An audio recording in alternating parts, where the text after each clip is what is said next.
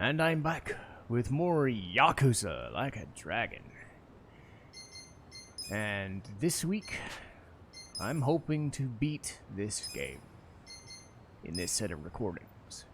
Doesn't mean it's gonna happen, but I'm gonna want it. So, where do I go? Uh-huh. Go up there.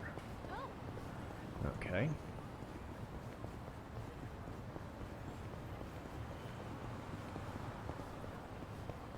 So, we only have 2 more chapters to go, and we're kind of in the start of this one and to begin with. It was really... There's not a lot left. I think there's like 2 or 3 boss fights, and then it's the final dungeon with the final boss, of whom we do not know yet.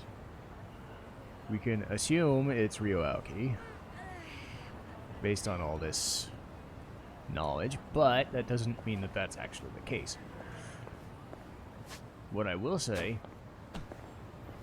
is levels-wise we're pretty good, items-wise we're pretty good, skills-wise we're pretty good, and all that crap. But, you know, the main thing for me is just getting it done. Let's go. Not in there. Take this. Bring it on. Right. I'll show you. Where will it lay? You're gonna be in a world. So yeah, my whole thing is when we're done with this, we start Final Fantasy IX. So I am in kind of that, like, I want this done mode. Not that I don't enjoy Yakuza, I've definitely enjoyed my time. But when you hit near end game of a game, you know you were ready to just be done with it and just go with the thing. Like I said last week in the set of recordings, I'm going to go full cameraless going forward. I am still going to keep camera for special occasions or special streams or special videos or whatever, but it's just easier for me to not be on camera. I found that out way back, and yeah, that's what we're going to do. Damn it.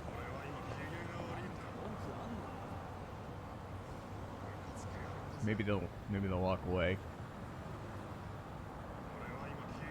Damn it, they're walking towards me. God damn it.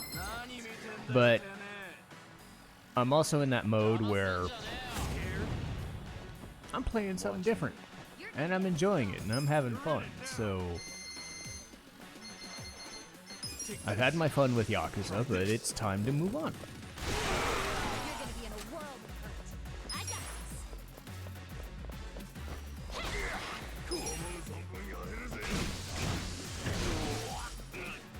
Right. And the thing with Final Fantasy IX is there's not a whole lot of special that I can do with it as far as a playthrough. It is just Final Fantasy IX, which is good enough for me. I have decided via random... I did a couple of random rolls. One to figure out which white mage I would use, and it turns out it's going to be Garnet.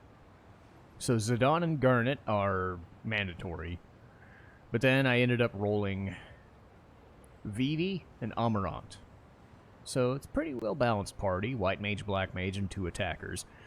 Zidane, like, I'll try to focus on some sealing for some fights, but if it doesn't become an issue, then I'm not even going to bother.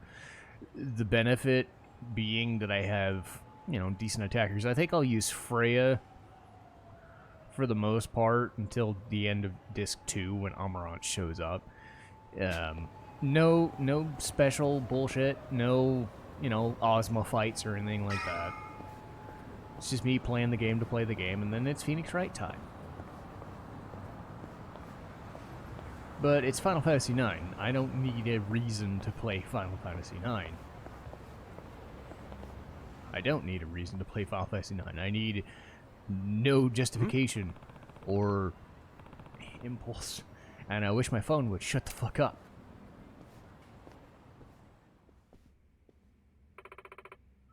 The door's open. What the hell? Hey, yeah. It's the Omi. Huh? Yo. Where's Kume? Don't you got any manners? Come on, have a chat. How about I put your fist through my... How about I put my fist through your face instead? Get him. I want him dead. Okay. How exciting indeed. Let's go. I wouldn't underestimate you. Take this. Right.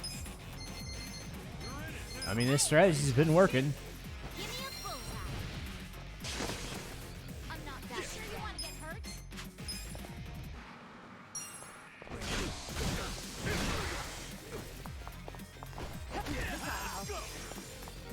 Here we go. Underestimate me. Try this on the side.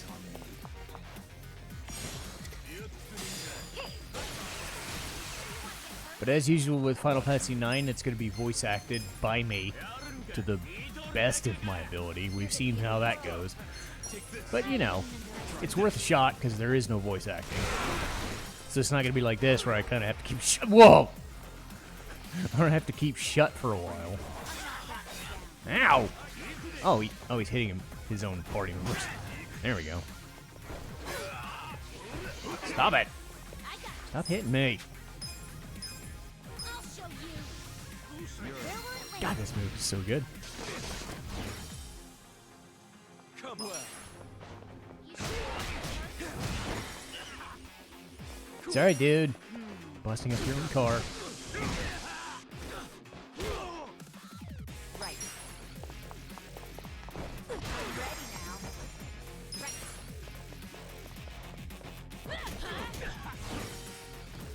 Watch me.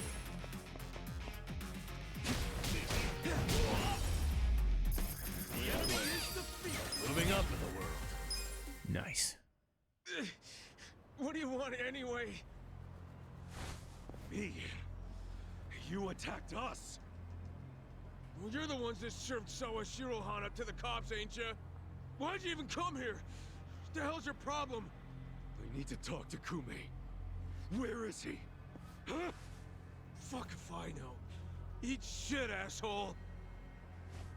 Dude! I said, where is he? Better hurry up and answer! Oh, God! Cool it, Ichiban. That's too much. Spit it out. Where's Kume? Still don't want to talk? Think you're real tough, huh? Well, I'm just getting started. Oh, God! I could punch you 100 times before I even get winded. How about you count them for me? I'll take over once you black out. Answer my question. Where's Kume? Have it your way. Not my fault if your face caves in. Okay. He ain't in Ijincho no more. He went to Kamurocho. What? Why Kamurocho? Remember how you pushed him into that van?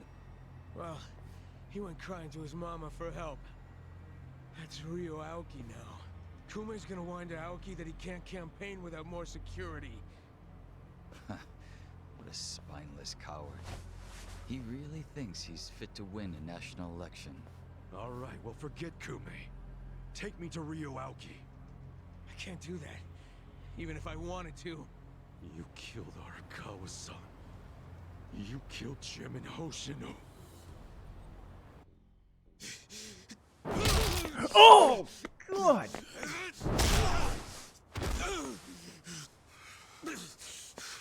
I answered you. I told you everything I know. The whole city's been turned into a hellhole, and I'm still punching my way through you useless fucking grunts! God! What's he gonna fucking take? Ichiban! That's enough! Shut up! Oh my God! Need to talk to him. Masudo Arakawa and I need to have some fucking words.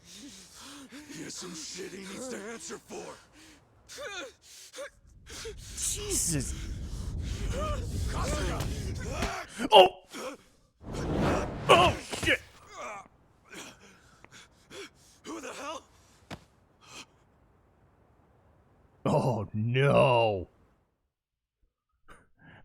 You? Why are you in Ichincho? Kasuga, choose was your just words passing carefully. Passing through my ass. You helped us out in Osaka, I think. You got a name, big guy? How do you know Arakawa-san? My past isn't what's relevant here. Huh? I don't have the luxury of living out in the open anymore. But that gives me access to things most people miss. Like what? Like how Ryo Aoki's next move will be right here in Ijincho. Huh? What's his next move? I was going to tell you that, but not anymore. What? Don't fuck around, man. Just tell me. I can't say I really feel like it, after what I just saw from you. I can't say I'm feeling your tone right now, man. Who fucking died and made you king? 6 fucking games, if not more, of kicking the shit out of dudes. Kasuga, if you knew what this guy went through and kept a level head almost the entire fucking time through all the shit that he's been through, well, you would know too. But don't make him kick your ass. My tone. You're the one who was beating up a guy who couldn't even fight back anymore. It shouldn't take a king to tell you that was uncalled for. What the hell is this next move the young master's gonna make? Spit it out! You're too blind with rage right now to understand it anyway. But I'll give you a chance. Come to Komi Jewel after the sun sets. I'll be waiting. Komi Jewel? Songwoo is currently taking measures to restore Komijul's surveillance system. But she doesn't know when exactly it'll be back online.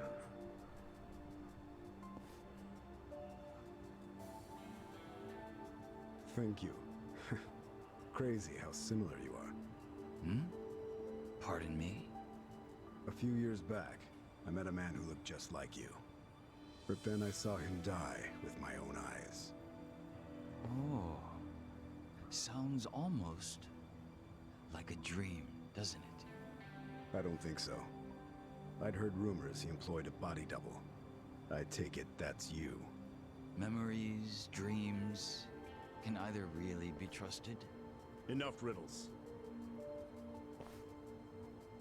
To become a man's shadow, your body and mind must be united with his for the rest of your life. In turn, a shadow will be born from me someday. A shadow with the same commitment. So you see, Jungi-han is more an immortal entity than he is a man. I get it. I don't. Do you know each other or not? We don't. But it's safe to say we share an acquaintance. Small damn world, that's for sure. Tell me about it. So what was the thing about going to Komi Jewel? What's over there? Just be there if you care about anything I have to say. It's up to you. And I think you know where this is going. And I am pissed. Are you saying you didn't have anything to do with the Seiryo clan patriarch's death? Of course I didn't. A flat-out denial, huh? What if the public starts to doubt you? The public's rumor mill doesn't concern me. So, just to be clear, we won't find any evidence you were involved, and Sawashiro's lips are sealed, because a man in prison never talks. Even though you ordered him to do it. I got all that right? Is that how you expect me to interpret this? Yes. And lighten up a bit, will you? You need to understand. I don't want to cause my own police commissioner any undue stress. Well, can't say you're succeeding there. The situation is getting more shaky with every briefing.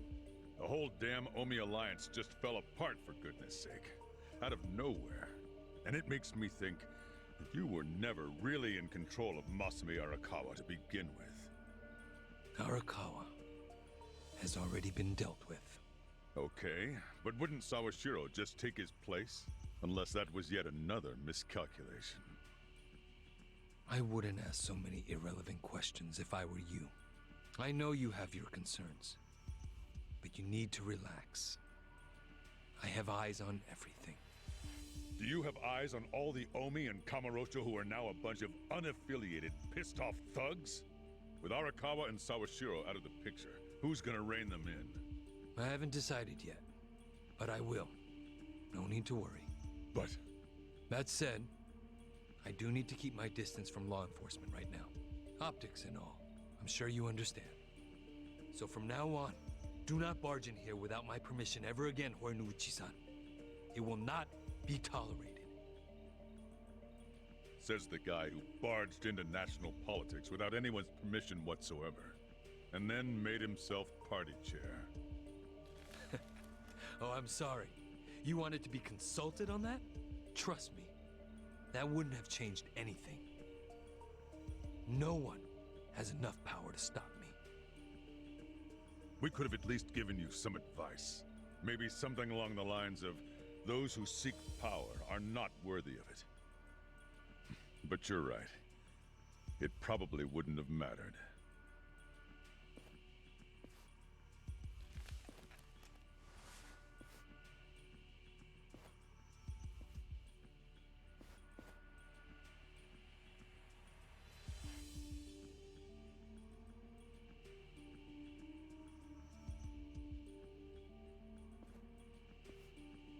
That bastard ought to learn to respect his governor, huh?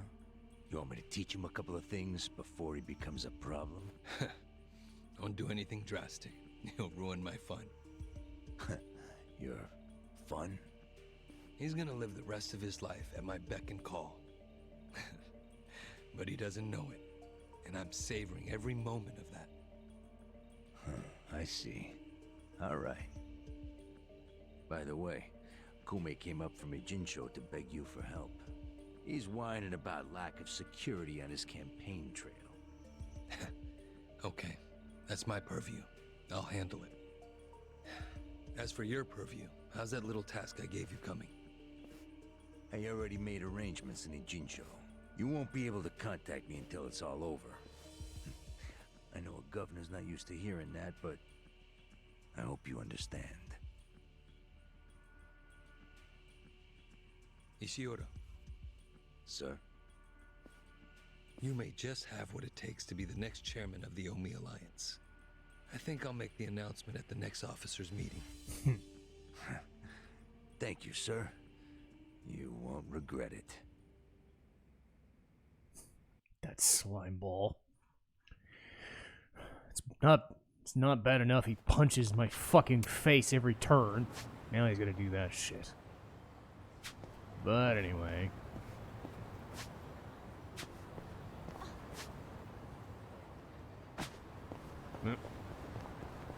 We gotta head to Gomiju. And, いらっしゃいませ。 okay. I think you guys can kind of guess what's gonna happen ありがとう now. ございました。 Much like the last two boss fights. Whoops. My real boss fight's against this door. I'm in trouble. Now, because of my level, the last few boss fights weren't that difficult. And I know how to beat them. Doesn't make it any more fun. 'Cause, yes, we're going to face Kiryu. because I think you could have figured that one out. We're facing the face of this franchise, or at least the former face. But before that, we gotta beat up this guy. Okay. Well, let's punch him.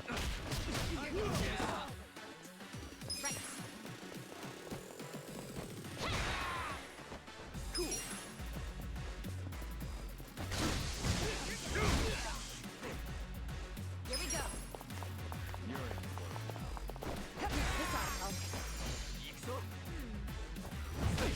Ow!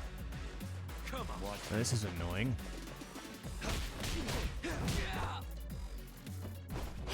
Right in the butt.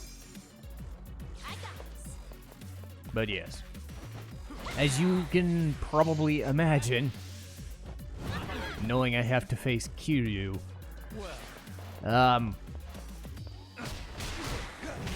it doesn't come as much as a surprise as the Majima one did, because again, the game does not tell you about that 30 to 50 level jump. And the bosses at the end of this game are all level 55 to 60, so, you fuck! But at the same time, Kasuga needs to lighten the fuck up, and getting his screws kicked in should help. And yeah, Kiryu has always been the straight man.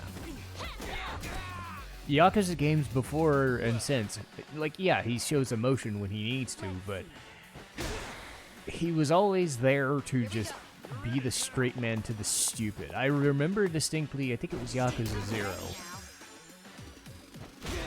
I mean, we had a sub-story with the Dominatrix, right?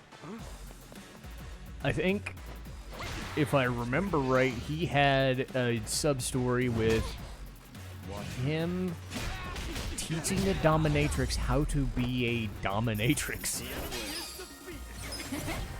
You know?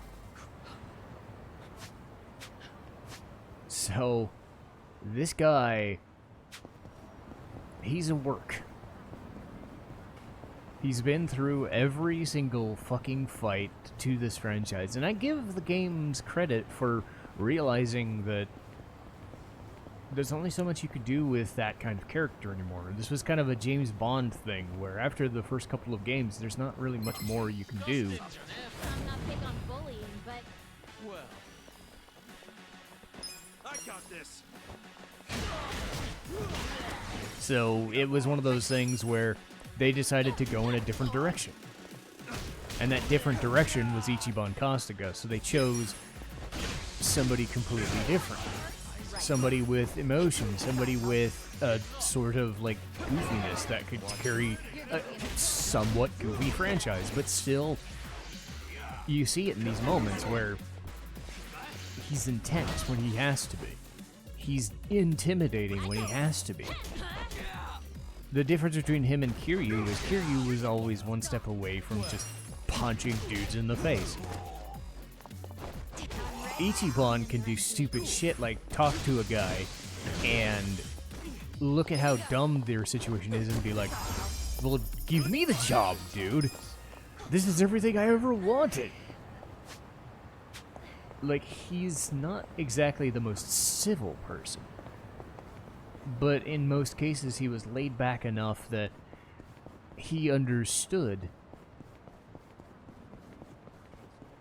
what needed to be done for his mission to work. And he'd take it in a suave, goofy smile. There is a good reason that they chose a completely different character. And I'm happy that they did. Because you run these situations where there's only so much you can do with a character. There's only so much you can do despite having a name, despite having a face, despite having a personality, and despite having a selling, marketability, because Kiryu was always there. whether they changed the characters or not, there was always, he was the guy. But at some point, it doesn't matter. You're going to run the risk of overexposure. You're going to run the risk of, I need something else.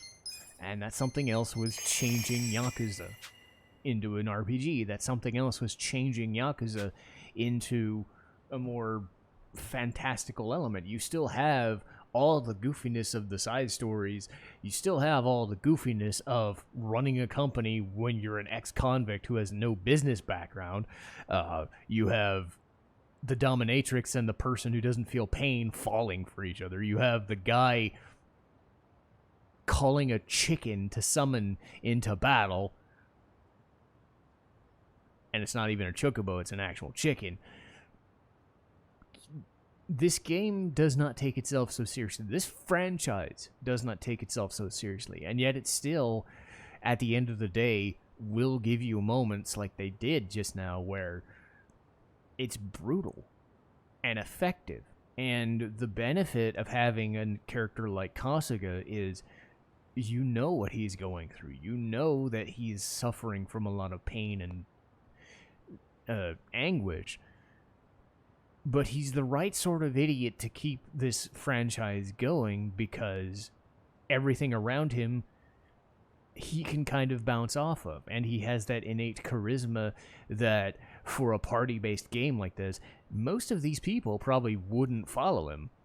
Yeah, they have their own reasons, but he has this innate ability to both be super serious, but also very caring and just smart about what he needs to do. So when this situation does present itself where he's not smart anymore and not seeing the bigger picture, I give the game a lot of credit for showing those older legacy characters, specifically Kiryu, to tell you, we've been through more shit than you. You need to listen to us now. And speaking of listening now, like I said, I am facing Kiryu next time. And it's not going to be fun. So, let me save just in case. Because when we walk up those steps, the fun and games are over. Literally.